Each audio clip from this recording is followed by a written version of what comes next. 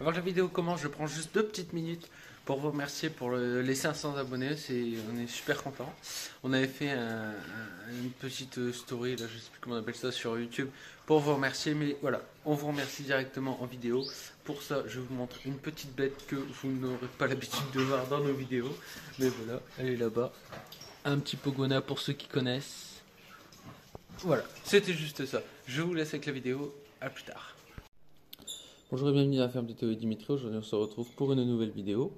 Alors oui, je suis en... on n'en parle pas. Pour ceux qui habitent dans le Pas-de-Calais, enfin du moins, pour ceux qui ne le savent pas, Dimitri et moi nous sommes dans le Pas-de-Calais, entre Calais et Saint-Omer plus exactement, donc on est vraiment tout en haut. Bah nous on a un été assez pourri, il flotte. Donc bon, on fait comme on peut. La reproduction a commencé tard et elle a fini un peu tôt. Donc on a du mal niveau vidéo, même sur Facebook vous devez voir que c'est un petit peu plus irrégulier.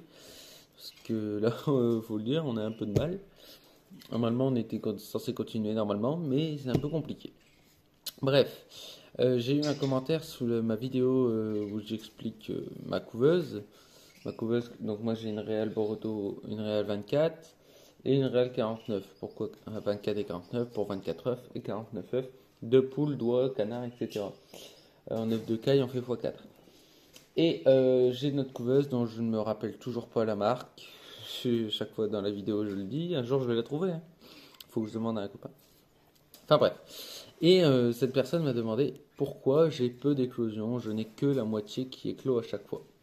Alors justement, je vais expliquer un petit peu, mais j'ai dit que du coup, elle m'a donné l'idée de faire une vidéo sur la question pourquoi j'ai peu d'éclosions.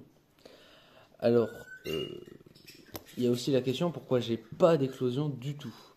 Là, pour le coup, déjà ça dépend du moment. Hein, si vous faites ça en plein hiver, c'est sûr que vous risquez d'avoir 0 à 1 ou 2 jeunes. Bref. Mais ensuite, ouais, c'est ça. Donc, il faut voir par rapport au mois à laquelle vous faites ça. Parce qu'il y a des mois où est-ce que la fécondité risque d'être plus forte qu'à un autre moment, même si vous avez les mêmes volailles, tout ça. Bref, il faut choisir son mois. Il faut vérifier ses reproducteurs. Tout d'abord, par l'effectif. L'effectif, c'est le nombre de coqs pour le nombre de poules. Évidemment, si vous avez un coq pour 50 poules, la fécondité, hein, bon, le coq est peut-être chaud lapin, mais bon, il faut quand même un petit peu de répit. Donc voilà pour l'effectif. Après, si vous faites de la race, évidemment, il faudra aussi voir par rapport à la bête. Si vous prenez la race Marance, c'est un gros coq, plus corpulent, qui est moins chaud au lapin qu'un petit coq, je sais pas, un Sussex par exemple. Donc on va pas lui mettre 5 ou 6 poules, on va lui en mettre 3 ou 4. Voilà. Ensuite, donc il y a l'effectif. Il y a aussi l'apparence de l'animal. Pourquoi je dis ça? Par exemple, si vous prenez la race Pékin, c'est un coq qui a énormément de plumes, surtout au niveau là où est-ce que ça se reproduit, du cloaque. Et la poule, c'est pareil. Donc au moment où ils veulent se reproduire, ça peut être un peu compliqué et, comme on dirait, il peut ne pas trouver le trou. Donc il peut échouer plusieurs fois, donc ça peut aussi faire que la fécondité sera moins importante. Donc c'est pour ça que même un coq Pékin, par exemple, il ne faudra pas lui donner 50 poules. Parce que il faut, pour bien faire son travail, il faudra un peu moins de poules pour mieux réussir. Voilà. Ensuite, on peut dire aussi qu'il faut vérifier encore une fois nos volailles dans la consanguinité. Si les parents ne sont pas consanguins et qu'entre eux ne sont pas consanguins non plus, il n'y a pas de raison. En revanche, si le coq descend déjà de parents frères et sœurs, il est lui-même consanguin. 2 parents qui étaient déjà frères et sœurs. Si en plus il couche avec ses sœurs, on va dire ça comme ça, ou avec sa mère, c'est déjà parce que sur une génération c'est pas trop grave on dit. Et sur 2, 3, 4, 5, 6 générations, à un moment donné, la fécondité elle suit plus, c'est comme chez les humains. Donc voilà. Après, si c'est un coq issu d'une consanguinité avec des poules qui ne sont pas du tout, voilà, qui viennent vraiment d'ailleurs, qui n'ont rien à voir avec lui, il peut y avoir que le coq, parce que quand il y a de la consanguinité, il y a une perte de fécondité, et il y a peut-être un risque même qu'il soit stérile. Donc votre coq peut être totalement stérile malgré qu'il ne soit pas avec des poules qui sont ses sœurs, ses tantes, enfin voilà. Donc toujours vérifier la consanguinité de ces volailles. Alors ça j'ai dit. Pour les races, pour les non plus races, voilà, que ce soit même si voilà. Imaginons vous mettez un coq Brahma avec une poule Pékin. Ça ne va pas non plus, donc il faut aussi vérifier, s'assurer du gabarit. Et pareil pour l'inverse, même si c'est plus facile, un coq Pékin ne va pas se reproduire avec une poule Brahma, même si c'est possible, il va bien galérer. La météo aussi, elle joue sur l'envie des coqs. Si je dis pas de bêtises, c'est en avril et en mai, ou alors c'est mai et juin. Mais c'est dans ces 3 mois-là que la fécondité est au maximum. Normalement, cette année, on a eu c'était bien plus compliqué que ça. Voilà pour les reproducteurs. Après, évidemment, il leur faut un environnement un peu plus sain. Si on les met dans des cages, c'est sûr que les coqs, tous, ils auront moins envie. Même les poules pour pondre. Là, on enchaîne la partie 2, c'est-à-dire le coin couveuse. Donc, vous avez vérifié vos volailles. Il n'y a pas de consanguinité. Vous avez un coq pour 5 poules, une race d'un gabarit classique. La météo est bonne, on est en plein mois de mai, il fait beau, il fait chaud. Et la corpulence est bonne. Bon. Maintenant, la couveuse. Il faut s'assurer de la température. Alors, sur les Boruto, même sur une autre marque, mais je ne sais plus laquelle, on a un petit écran où on choisit la température 37,7, paf. Le problème, c'est que ça reste du théorique. Il faut toujours vérifier directement à l'intérieur. Moi, j'ai un petit objet pour ça que je vais vous montrer tout de suite. Alors voilà, alors il y a plusieurs façons de vérifier. Il y a la première façon qui est, on prend un thermomètre classique. Là, il est dans un tube, pourquoi? Parce que dans la couveuse, il y a l'humidité qui est forte, donc on évite de mettre un thermomètre pour le soleil par exemple. Voilà, on vérifie la température. Il n'y a pas plus fiable que ça. Le problème, c'est que, comme je disais, il faut mettre par exemple 37,7 durant toute la couvaison, et au moment de l'éclosion, donc 3 jours avant la date, il faut mettre à 37,2. Donc il faut un peu de précision quand même. Là, c'est vrai qu'on peut pas vraiment être précis. On peut dire que c'est à 37 et que c'est un petit peu en dessous du trait. Mais enfin, voilà, c'est pas non plus incroyable. Le tout, c'est que ça reste entre 37 et 38. C'est bien. Après, pour plus de précision, que ce soit pour l'humidité ou pour la température, on a ça. Alors, attendez, parce que c'est un petit peu mêlé. Un petit boîtier comme ça. Alors oui, il a un peu pris la poussière. Pourquoi? Parce que ça fait déjà 2 mois que je l'utilise plus, vu que la couvaison est nulle. Vous voyez, j'ai le pourcentage d'humidité ici et la température juste ici. Pour moi, cet objet, il est très bien. Pourquoi j'en ai deux par contre? Pourquoi j'en ai deux? Parce que ça reste un objet électronique qu'on achète d'ailleurs sur Amazon. Vous pouvez aller chercher là-dessus. Pour vérifier que ça fonctionne bien, j'en prends deux, je mets les deux. Si les deux me disent la même chose, on est OK. Pour tester la température, pas compliqué. On a un petit boîtier à la maison là, pour dire combien il fait dans la maison. Je le mets au-dessus, je laisse pendre les fils. Si la température est la même, c'est bon. Pour l'humidité, un peu plus compliqué. Mais bon, c'est pour ça que j'en prends deux. Si les deux me disent la même humidité, c'est parfait. Vérifier l'humidité, c'est très important. Et la température, donc voilà comment vérifier un maximum, parce que oui, c'est vrai qu'on peut faire comme on veut, mais voilà.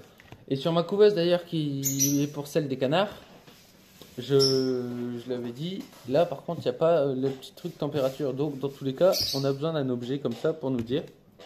Alors quand je l'ai acheté, justement c'était ça qui était avec, je trouvais ça super bien. mais j'ai pas ma précision, donc j'ai quand même mis ça. Et ça, c'est vraiment pour vérifier la couveuse à vide pour vous.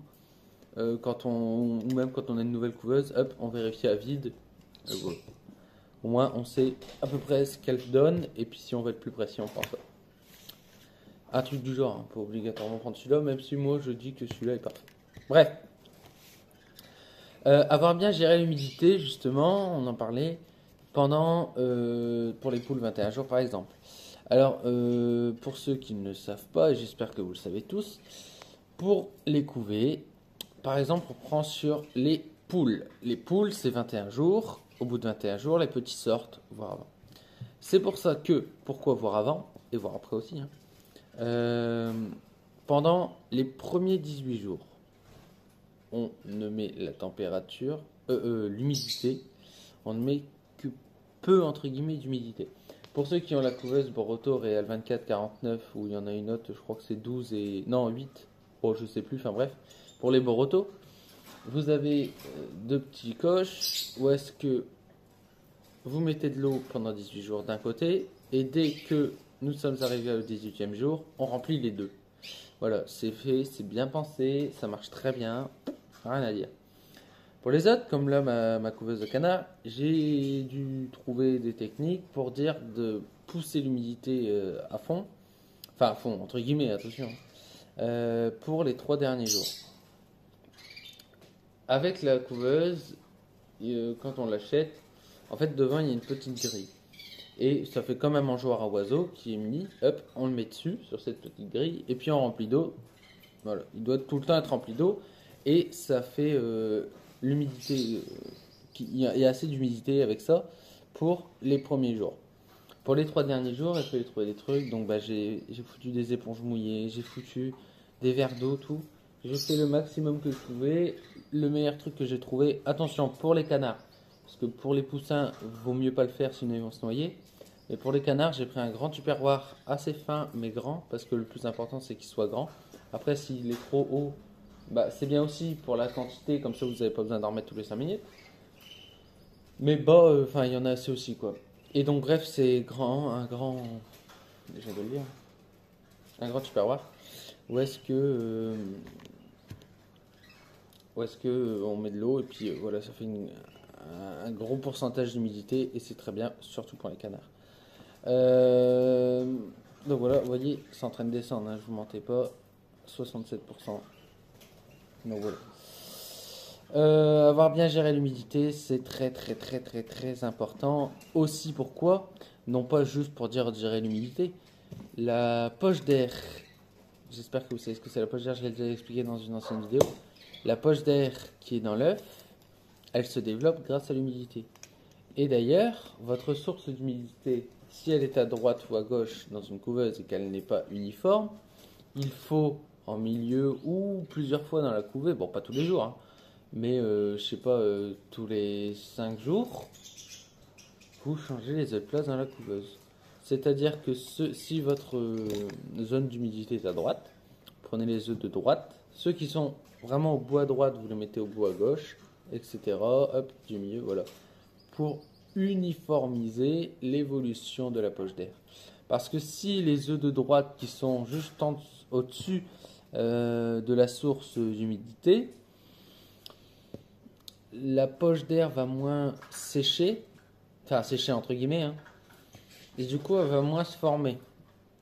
Alors que de l'autre côté, elle peut être trop grosse, pendant qu'à droite elle sera trop petite.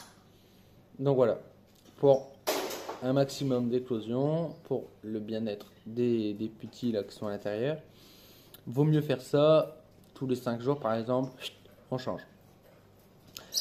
Donc voilà, ne pas avoir mis des œufs sales dans la couveuse. Pourquoi? Parce que ça peut endommager les autres œufs, ça peut créer des bactéries sous une chaleur de 37 degrés, donc bientôt 40. Hein, faut pas l'oublier, les bactéries se propagent très vite.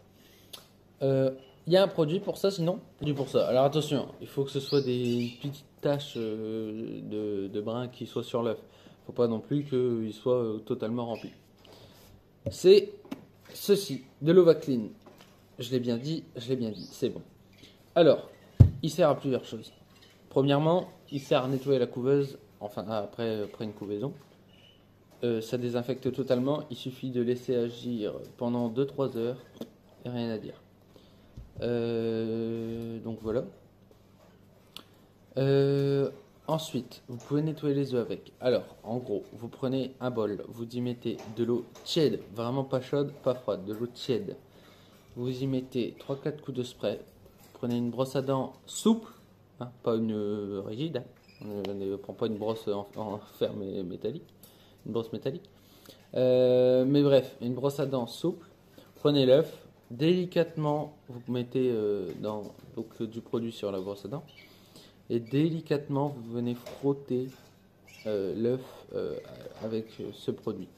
Le bain va s'enlever tout doucement, mais vraiment délicatement, tranquillement. Parce qu'on dit que c'est pas bon de laver un œuf, mais avec de l'eau Vaseline, c'est bon.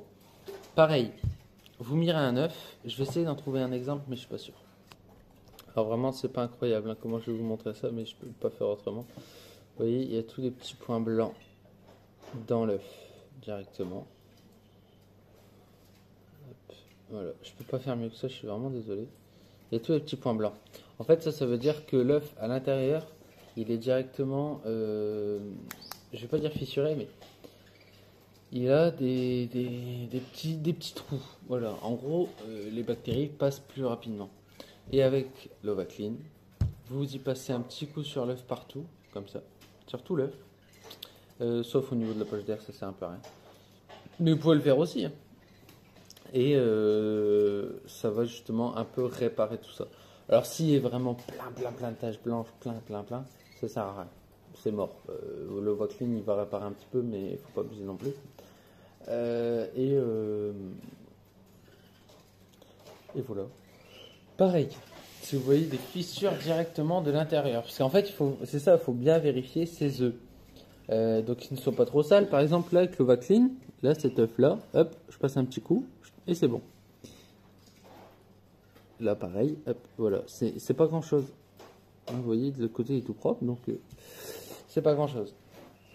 Mais si c'est trop, ça va pas. Donc bien vérifier ces œufs, qu'ils ne soient pas non plus mal formés. Hein. Si vous avez un œuf qui ressemble à un ovale et non pas un œuf normal, ça vire tout de suite. Ensuite, pour chaque race, vous avez une taille d'œuf approximative qui est la meilleure à mettre en couveuse.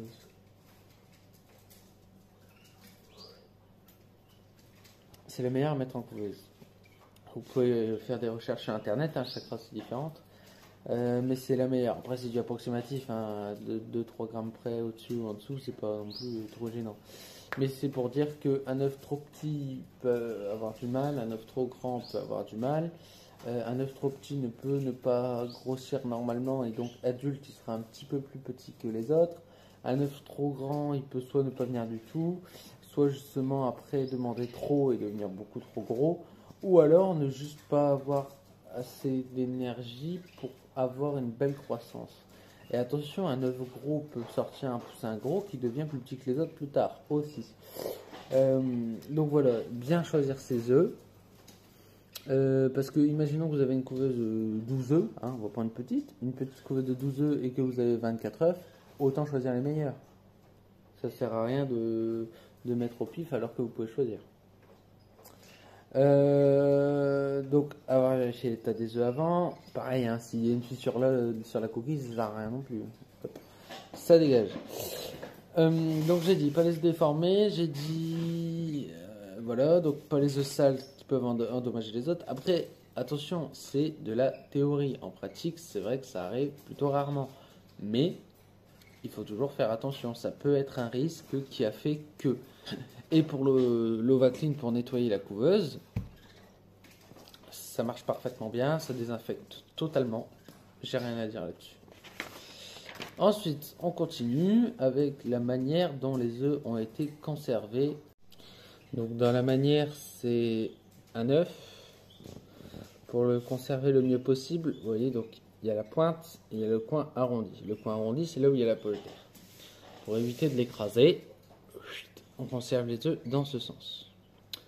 Pour pas que l'œuf, ce qui est à l'intérieur, ne colle à la coquille avec le temps, parce que ça peut simplement se coller. le mieux, c'est de mettre dans une boîte d'œufs, ou alors directement, pour ceux qui ont des Boruto avec des retournements automatiques, autant le mettre directement dedans. Vous mettez pas la température directement, à part si vous branchez les deux, ils se mettent en route. Mais sur les Boruto, c'est retournement et la température qui se met avec une autre prise. Donc par exemple, pour nous les Boruto, hop, vous les mettez dedans, puis ils se font retourner tout seuls. Voilà. Toutes les 2 heures, ils font ça. Donc ça évite de coller. Pour ceux qui n'en ont pas, bah, vous prenez des boîtes d'œufs. Hop, vous les tournez dans ce sens-là. Si vous êtes chez vous toutes les 2 heures, vous tournez. Si vous n'êtes pas chez vous, toutes les 12 heures. Donc vous disiez avant de partir à 8 heures au matin, puis à 8 heures au soir, je retourne. Voilà. Donc voilà, la manière et le temps. Oui, parce qu'un œuf n'est pas éternel. On compte à peu près une semaine pour garder une bonne fécondité. Et après, il y a aussi la chaleur, hein, parce que si c'est dans un endroit trop chaud, ça va pas, trop frais, ça va pas. Donc c'est à peu près entre 16 et 20 degrés qu'il faut les garder, donc température ambiante, quoi. Donc voilà, l'emplacement dans la couveuse, donc c'est ce que je disais tout à l'heure par rapport à la source d'humidité. Après, il y a l'emplacement de la couveuse. Oui, parce que l'emplacement de la couveuse est aussi très important pour garder une bonne éclosion. Pourquoi? Parce que je vous explique, première fois, la couveuse était dans ma chambre. Bon, sauf que dans ma chambre, moi je suis à l'étage, et à l'étage j'ai des Velux, et quand ça tape, ça tape. Donc il fait très très chaud, donc la couveuse était déjà à 40 degrés, plus elle a un environnement qui est très chaud, donc la couveuse se chauffe encore plus, et à l'intérieur il fait plus 37 degrés, hein, il fait beaucoup plus. Enfin, beaucoup, pas non plus, mais j'aurais fait 45 quoi. Donc c'est pas bon du tout. Donc là, elle atterrit ici en bas, donc c'est un mélange de tout. Derrière moi est cuisine, là c'est la manger, là-bas le salon. Donc, mais c'est une pièce en général où il fait plutôt bon et frais, voilà. Les températures elles ne changent pas. C'est toujours la même, ça c'est très important. Il ne faut pas qu'il fasse un jour 45 et que le lendemain il fasse moins 10. Voilà, l'important c'est vraiment l'emplacement de la couveuse, pas dans un endroit trop chaud, pas dans un endroit trop froid, on met pas la couveuse à la cave, hein. Il faut que ce soit. En plus, ça fait pas tant de bruit que ça. Donc là, dans un coin là-bas, laissez-les tourner et tout ira bien. Seconde chose, pas à côté d'une belle source de soleil. Moi, vous avez déjà vu que c'est à côté d'une fenêtre, mais le soleil se lève là-bas et se couche là-bas, mais il y a tous les maisons et les arbres qui cachent tout. Donc le soleil ne passe quasiment jamais là-bas. Donc c'est pour ça qu'il ne faut pas non plus mettre à une source de soleil énorme. Dans une véranda, ça marchera pas, hein.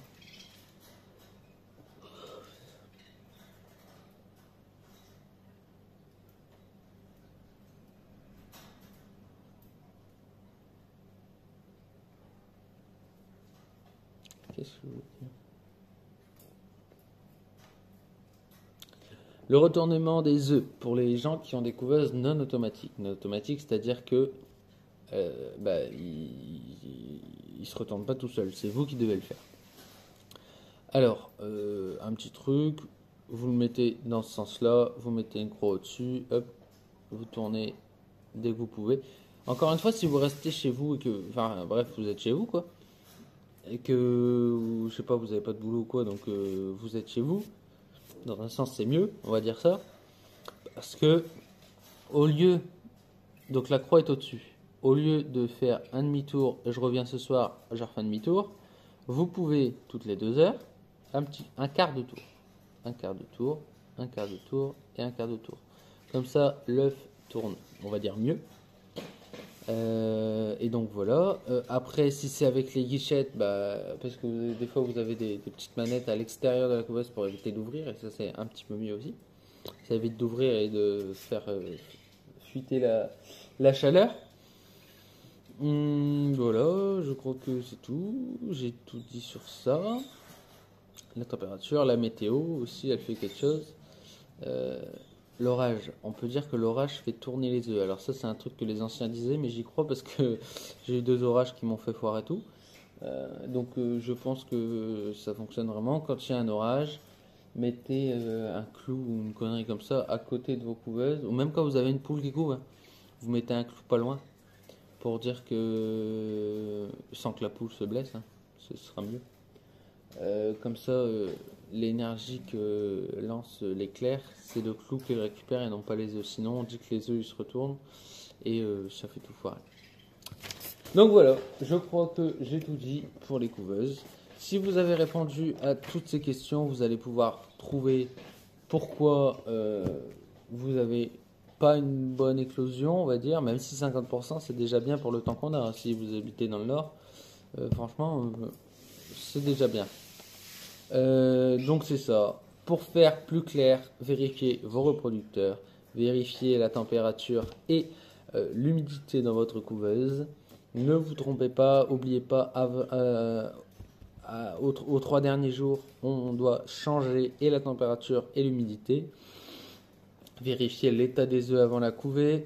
Vérifiez la poche d'air, je vous l'avais déjà expliqué dans une autre vidéo. Il faut que quand vous mirez avant de mettre les œufs, la poche d'air elle doit être là à peu près en haut et non pas sur le côté. Si elle est sur le côté, c'est mort. La manière dont les œufs ont été conservés, conservez bien vos œufs dans le temps et dans la manière de faire.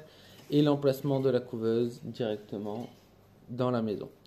Voilà, répondez à ces questions. Si vous y répondez, vous allez sûrement trouver votre problème. Et sur ce, je vous souhaite une bonne semaine et je vous dis à la prochaine. Salut!